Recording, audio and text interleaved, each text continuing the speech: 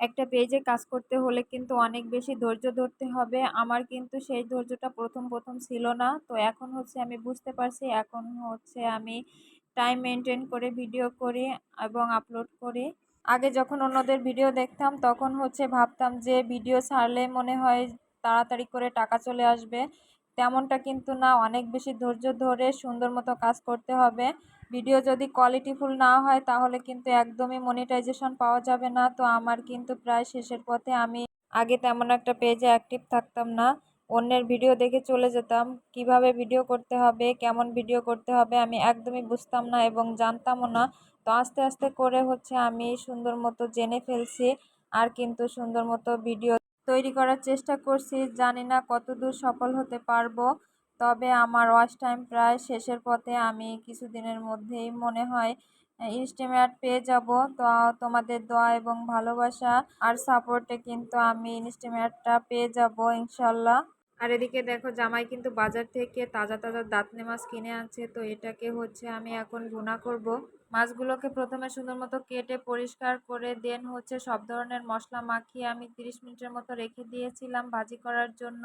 দাঁতনে মাছ হচ্ছে অনেক বেশি নরম হয়, এই জন্য আমি ভাজি করে রান্না করার চেষ্টা করতেছি।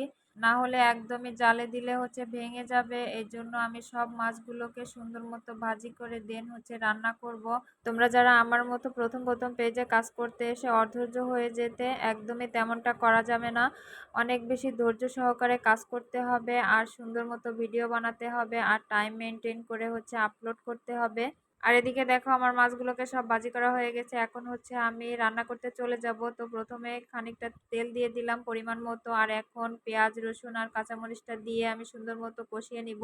আর এদিকে দেখো হচ্ছে একটা রসুন থেকে গেছে পেঁয়াজের মধ্যে, আমি বুঝতেই পারিনি। এখন হচ্ছে পেঁয়াজ রসুন আর কাঁচামরিচ কিন্তু বেশিক্ষণ কষানো যাবে না, ভাজি করা যাবে না। অল্প কিছু সময় ভাজি করে আমি হচ্ছে এখন সব ধরনের মশলা দিয়ে সুন্দর মতো কষিয়ে নিব।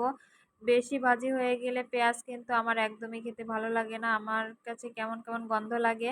তো হচ্ছে আমি প্রায় কাঁচা কাঁচা থাকে তখন মশলা দিয়ে আমি সুন্দর মতো কষিয়ে তারপরে হচ্ছে মাছগুলোকে দিয়ে দিব। তো মশলাটা দেওয়ার পরে আমি হচ্ছে একটুখানি পানি দিয়ে দিলাম যাতে মশলাটা পুড়ে না যায়।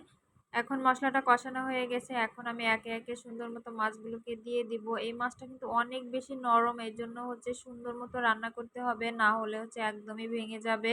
আর আস্তে আস্তে করে নাড়াতে হবে, না হলে কিন্তু ভেঙে যাবে আর খেতে একদমই ভালো লাগবে না, কাটা কাটা হয়ে যাবে।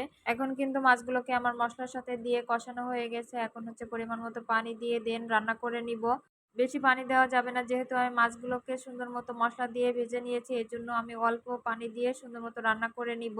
আমার রান্নাটা কিন্তু প্রায় শেষ হয়ে গেছে। তো তোমরা অনেক বেশি ভালো থাকবে সবাই। আসসালামু আলাইকুম, আল্লাহ হাফেজ।